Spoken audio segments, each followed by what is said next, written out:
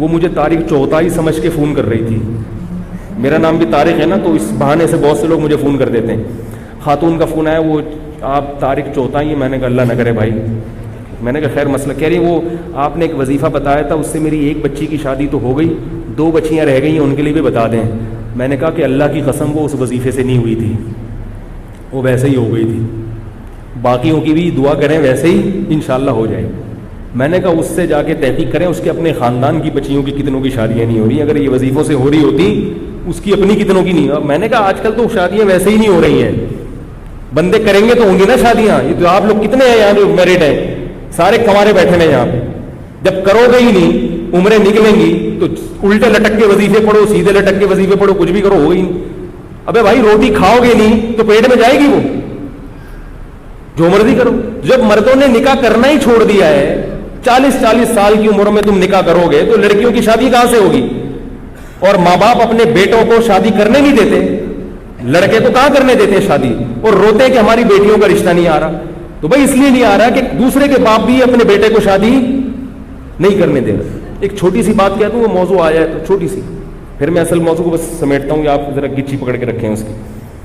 آج کسی کا فون آیا کہ وہ ہماری کوئی خاتون تھی, وہ بیوہ ہو گئی تھی, یہ ہو گیا تھا, فلانا ہو گیا تھا. اب بڑی مشکل سے ان کا ایک جگہ رشتہ طے ہو گیا ہے, 1 سال کے بعد شادی ہے.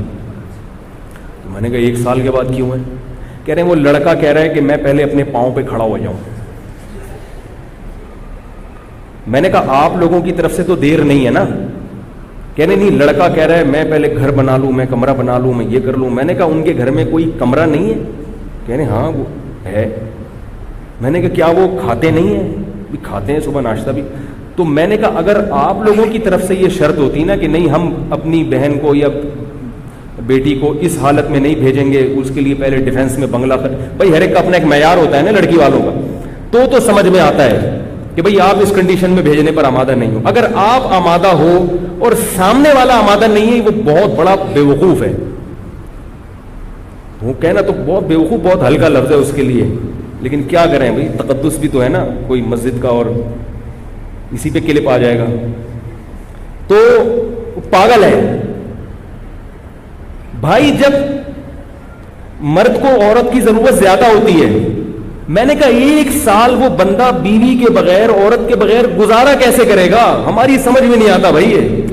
اس ماحول میں جب تمہیں لڑکی خود اپنے حقوق سے دستبردار ہو رہی ہے, وہ کہہ رہی ہے کہ بھائی میں اسی روکھی سوکھی میں تمہارے ساتھ گزارا کر لوں گی, تو لے آؤ یار, فوراً لے آؤ جا کے. بولو بھائی ٹھیک ہے, اور کیا چاہیے, گھر بھی بنتا رہے گا, تنخواہ بھی ہوتی رہے گی. یا تو وہ راضی نہ ہوتی نا.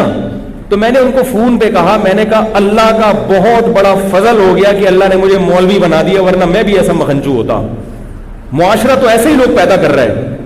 کیسے 1 سال خدا کی قسم روزے رکھ کے گزارا ہو سکتا ہے؟ میرا یہ نظریہ ہے. اس ماحول, اس معاشرے میں عورت کے بغیر 1 سال گزارا ہو جائے, اور آدمی بھی جوان ہو, اور ہو بھی آدمی بھی ہو, اور 1 سال عورت کے بغیر وہ گزارا کر لے, اس کو لیبارٹری میں لے جا کے رکھ دو, اس کو گینز بک آف ورلڈ میں اس کا نام لکھوا دو. کیسے گزارا کرے گا؟ یہ زندگی کا ہر وقت کی ٹینشن ہے. یہ تو خواہشات نفسانی جو ہے, یہ شہوت, یہ تو جسم کی ریکوائرمنٹ ہے. جیسے بھوک لگتی ہے نا, چاہے کتنے نیک ہو, کتنے پرہیزگار ہو, بھوک تو لگے گی بھائی. چاہے تبلیغ میں چلے لگا لو, 4 میں لگا لو, اور ڈبل ہو جائے گی بھوک. تبلیغ میں نکل کے آدمی واقعی میدا بڑا ٹائٹ ہو جاتا ہے, ڈبل کھانا کھاتا ہے. اس کو ختم نہیں کر سکتے, صحابہ نہیں ختم کر سکے تھے بھائی.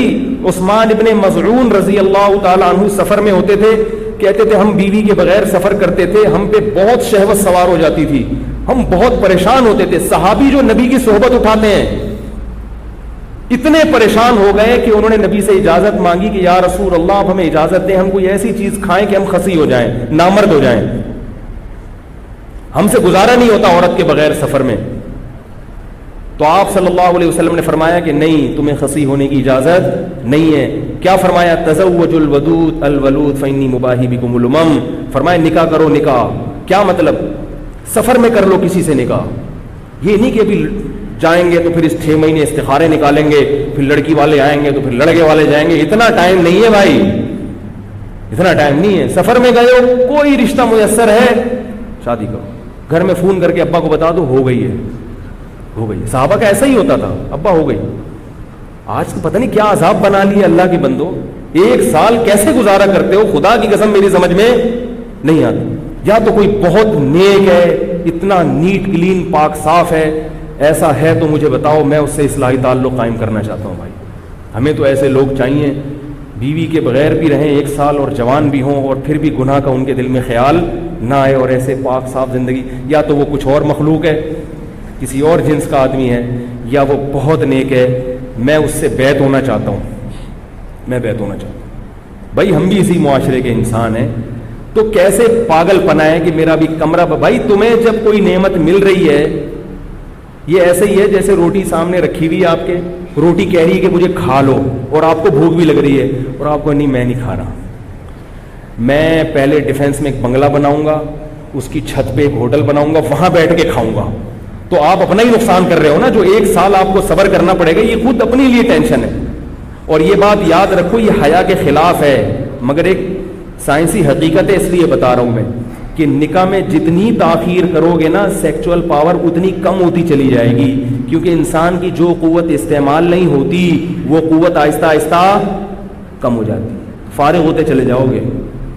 یہ میڈیکلی آپ کو جسمانی نقصان ہوتا ہے, کیونکہ جو قوت آپ کی استعمال نہیں ہو رہی نیچرل طریقے سے, گناہوں میں نہیں, حلال اور نیچرل جو طریقہ ہے, اگر نہیں ہوگی تو آہستہ آہستہ آپ کی جسم اس معاملے میں کمزور, اوپر سے بڑے ہٹے کٹے ہو گئے, باڈی بلڈر بنا ہوا ہے, کٹس دکھا رہا ہے لوگوں کو, لیکن اندر سے کیا ہو جائے گا, مردانہ قوت اس میں آہستہ آہستہ ختم ہو جائے گی, کیونکہ جو قوت استعمال نہیں ہو رہی تو وہ قوت ختم ہو جاتی ہے.